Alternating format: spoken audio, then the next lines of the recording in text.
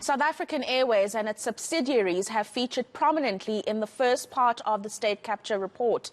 Now, Dudu Myeni, at the helm at the time, was chief among those fingered in several dodgy dealings. Now, there's growing calls to prosecute those responsible for the airline's grounding. But many ordinary South Africans doubt anything will come from the release of this report.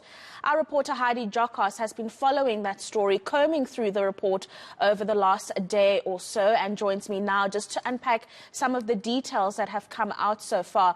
And Heidi, what is the report saying about former President Jacob Zuma, who's obviously at the center of many of the allegations that have been made over the last 4 years when the commission was in session? I think it's important to highlight the fact, Dropiwa, that many South Africans, and I think those implicated, those that were pushed out of key government institutions, have really waited very long for this report, because even though it's only part one, the report clearly states in the very beginning, paragraph 28, that state capture was established, meaning that the state was indeed captured. And front and center to all of this are allegations made against former President Jacob Zuma, who was president at the time. The report is very damning, even though it's only part one with regards to the president. It slams the president. And there's a specific point in the report that I want to refer to, because it speaks to part one that touches on SAA and its subsidiaries and how SAA was used to the advantage of certain individuals and the Gupta family, and not to South Africans. And this is why we have state-owned entities, to provide a service to South Africans, but it was rather used to benefit and enrich other people like the Guptas. And why was the chairperson, which was of the SA board, Dudu Myeni, put in that position when there were clear red flags that she was incapable of doing it? She was deliberate in going against all governance protocols. She was a bully. And the reason why we refer to Dudu Myeni is because the Zondo Commission, the state capture report, clearly says that Zuma actively advanced interests of the Gupta family, assisting them to capture South Africa.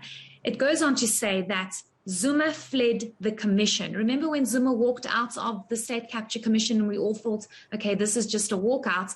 The commission has explained it as he fled the commission because he knew he couldn't answer to a lot.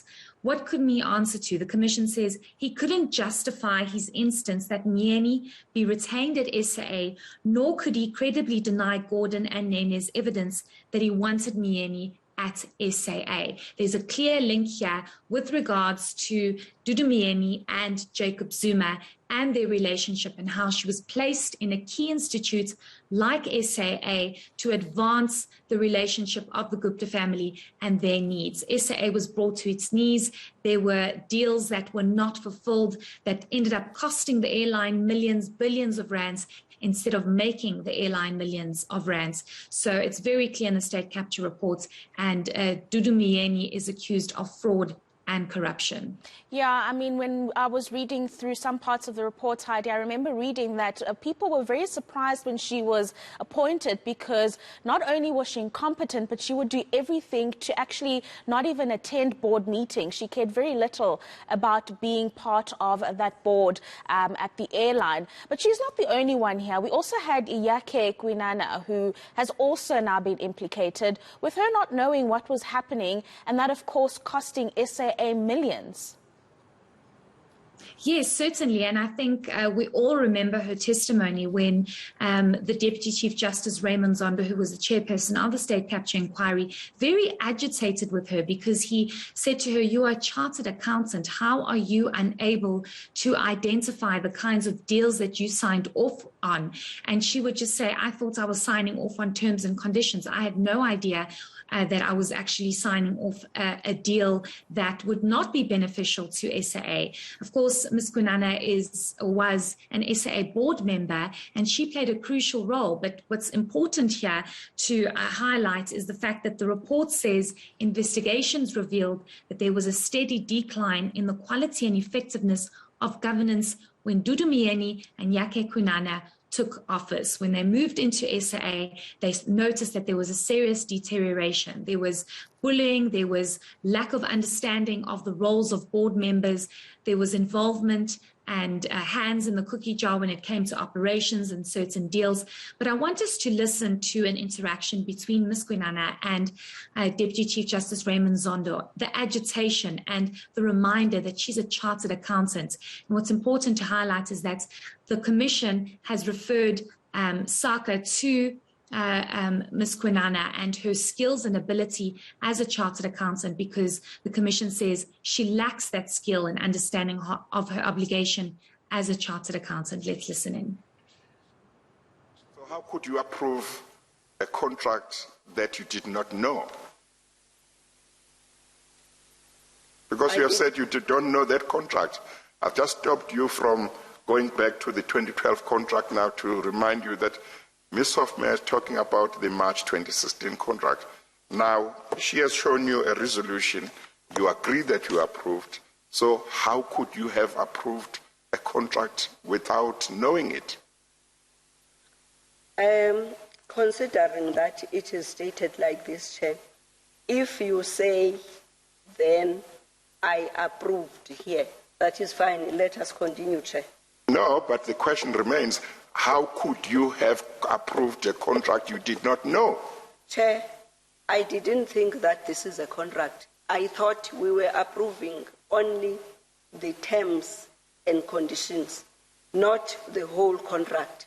The whole contract would have the whole lot of Ms. Kwinana, the price and everything. Ms. Kwinana, and then the terms of conditions. Ms. Kwinana, Chair. You are a chartered accountant. You are a chartered accountant.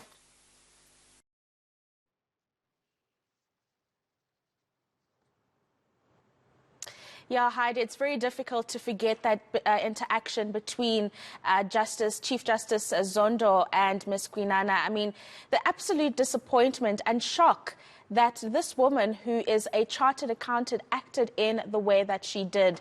And of course, it's something that will remain with us rent-free, as the young people would say. But anyway, Heidi, another contentious issue that came out here is Mr. X's identity, which was revealed by Dudu Myeni when she was instructed explicitly not to do so. So she caused quite a bit of havoc when she went ahead and defied those instructions anyway.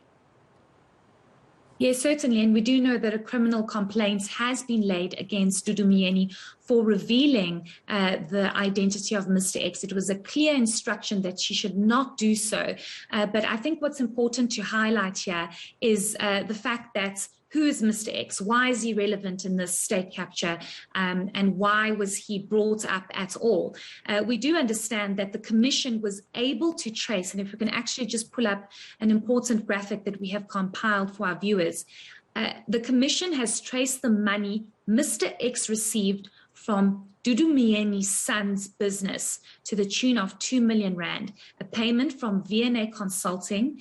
VNA had been involved in a housing project in the Free State and had used some of the money it received on the project to pay Dudu Myeni's business. So the money appeared to have originated from the Free State government coffers, been paid to VNA, then to Dudu Myeni's son's business, Premium Action, then to Mr. X's company's bank account, and then on instruction by Dudu Myeni to pay that money into the account of the Jacob Zuma Foundation. So this again shows that there was a direct relationship between the former president and Dudu Myeni, that they were placed in these key institutions to act and move money from one bank account into the other.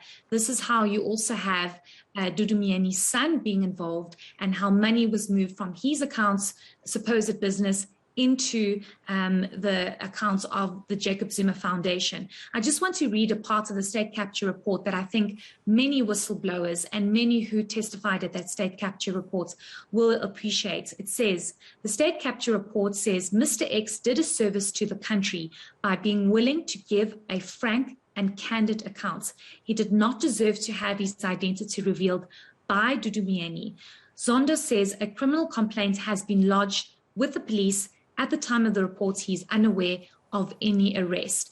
Mr. X was a family friend, apparently, according to Dudumieni, and this is how he supposedly got involved in moving money from his account into the accounts of the Jacob Zuma Foundation. And the Zondo Commission makes it very clear that he should have never been involved. His identity should have never been revealed because he fears for his safety and that's of his family.